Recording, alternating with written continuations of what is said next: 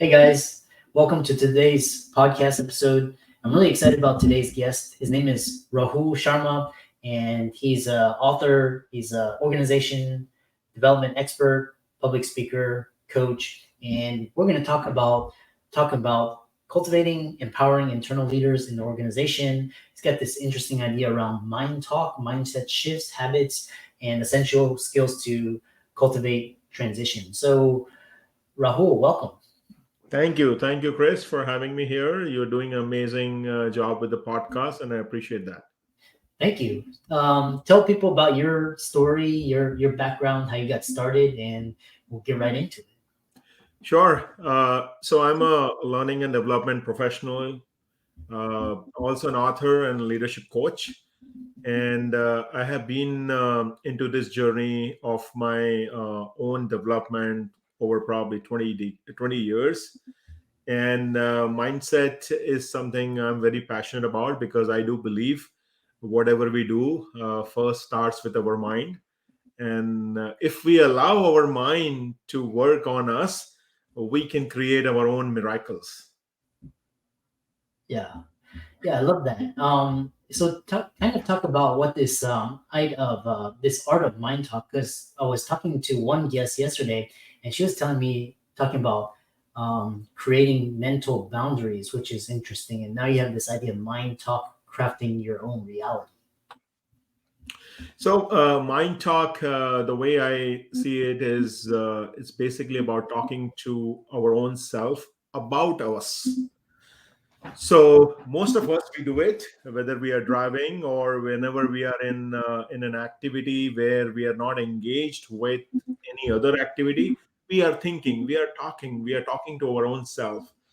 And what I do, or what I have written in my book, Habits for Miracles, Chris, is our mind has a gift of the best Mother Nature has given to us. And I do believe that if we can have a positive conversation with us, it will lead to positive thoughts, and those positive thoughts will lead to positive action, leading to a very fulfilling, happy, and prosperous life that will allow us to design our life in our own way. Yeah, which is quite a I love this idea. There's this idea where you don't allow ideas and thoughts to live rent free in your mind, so you kind of cultivate thoughts that are empowering or inspiring, get you to where you need to be. The other thing is this when you talk about mindset shifts and and you talk about unlocking the key to personal and professional growth. So how do you make that shift? So I want to say that it is not an easy shift, because if it would be easy, everyone would do it, and everyone would have their life their way.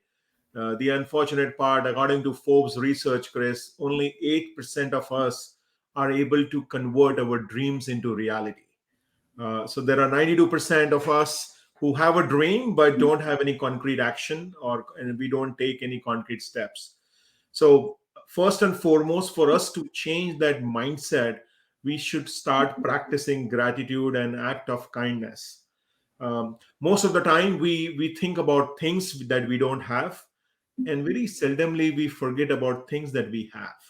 So my request to our listener would be, practice gratitude, show with act of kindness, be kind to others, listen to others, and focus on having a inner circle of people who are very, very positive, people who are giving you positivity, people who are giving you the right energy that will help you take positive action. So if we can start practicing gratitude, practicing kindness, having a right people in our inner circle, it will allow us to have a right mindset to start with. Yeah, yeah, I love this because basically, when you talk about the mind talk and the mental boundaries, and you start to shift, that's how you start to kind of shift your perspective, and that's kind of like that's your path toward the key to personal and professional growth. Yeah. The other question that we talk about is, you know, cultivating a positive mindset, and you have kind of steps and on how individuals can cultivate this positive mindset and create more joy and fulfillment in their lives. Yeah. So, first thing I would say is you have to develop this approach of having positive action. Many a times we think of taking action till the time it is perfect, and I believe, I would not say I believe it. I have learned hard way that there is nothing called perfection. It's all about the perspective. So my request would be to start taking imperfect action, but on a consistent basis. Most of us, we fail to go to the next level because we give up. We give up because we are not very serious about our goals, our dreams. Um, every day, like I was talking to one of the individual, and he was sharing with me that when I get up every day, I think of conquering the world. Every day, I think of conquering the world, and I need your help. And I was just telling the individual that, can you jot down that what does conquering the world mean to you? What are you doing today that will help you conquer the world? So where I'm going with that is we have a lot of ambitions, we have a lot of goals and dreams, and when we work on multiple goals and dreams at a one time, we are not able to give our best. We will give our mediocre result or mediocre performance to all those dreams. So as we say that one landing at a time, one plane lands at a time, and we the team which is making sure that that flight is landing, they are only focused on that one flight. They are not focused on all the other flights which is in the air. So for us, we can have that mindset change or cultivate that mindset if we can narrow down on that one goal or maybe two, and just have a laser focus to just take care of those things. Yeah, when you mentioned every day conquering the world, that just conjures images of just adversarial, but growth and things such as making a good contribution. Which is one thing is talking about is you talk about sharing an example of a mindset shift that's had a profound impact on your life. Hmm. Yeah, so I have two stories, but in the essence of time, I will share one, which happened like 4 years ago when I wanted to start swimming as my regime for being fit. The goal was not to focus on the weight loss, the goal was to remain fit and have a healthy lifestyle. And I struggled initially. Swimming was my passion when I was growing up. In the last 20 years, I was just doing swimming for leisure to with kids. And when I went back to the pool, the first day, just 25-meter lap on a pool was so difficult for me. I had to take breaks to complete that one lap.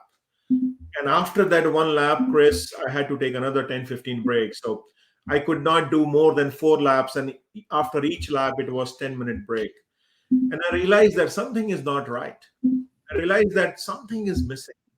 And when I was doing the mind talk with my own self, I realized that how fit I was 20, 25 years ago when I used to love swimming, I'm no more that much fit today.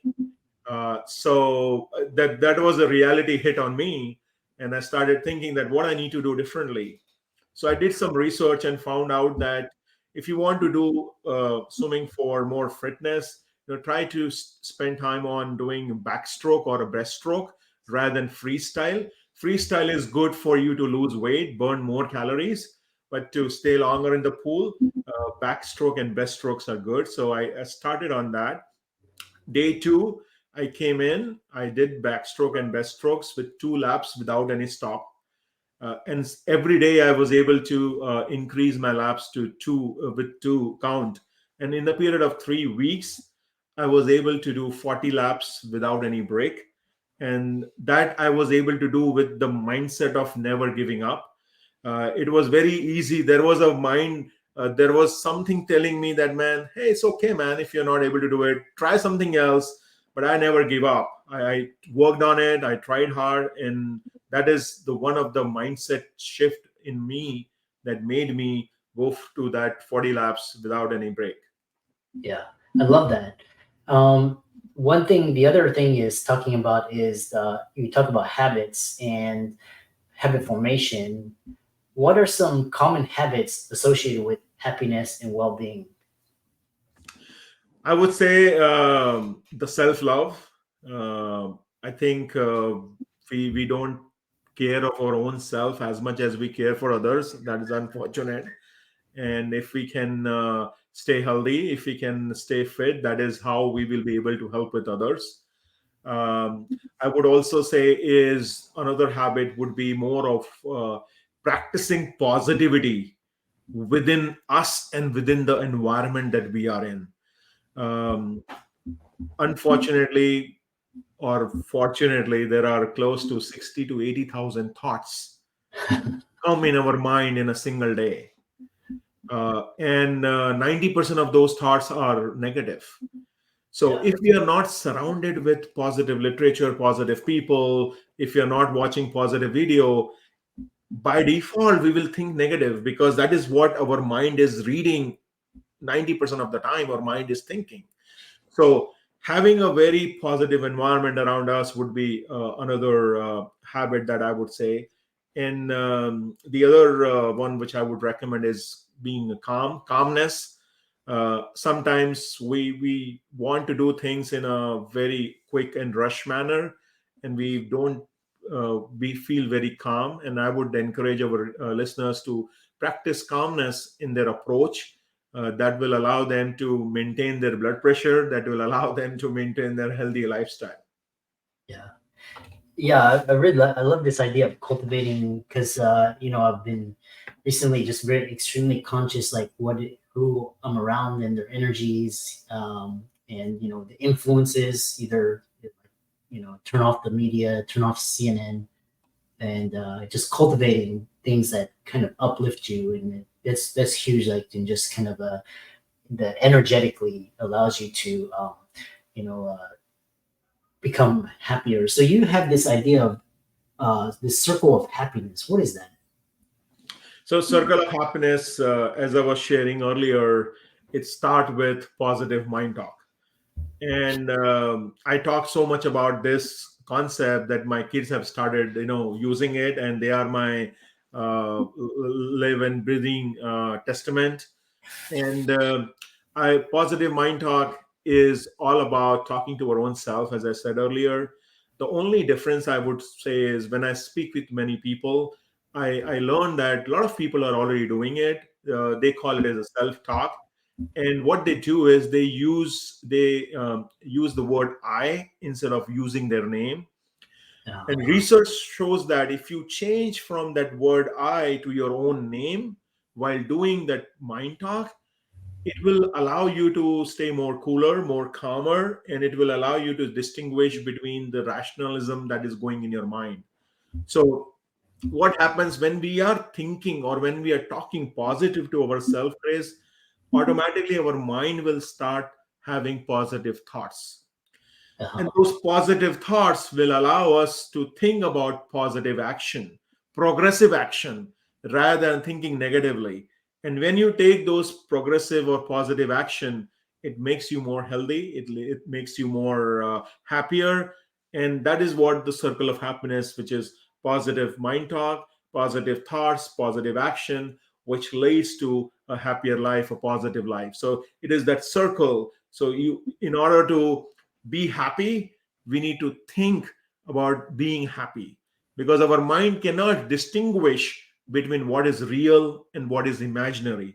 So if we imagine that we are happy, the brain cells stays happier for 6 hours. That is what our scientists are saying. So start thinking positive and you will be happy.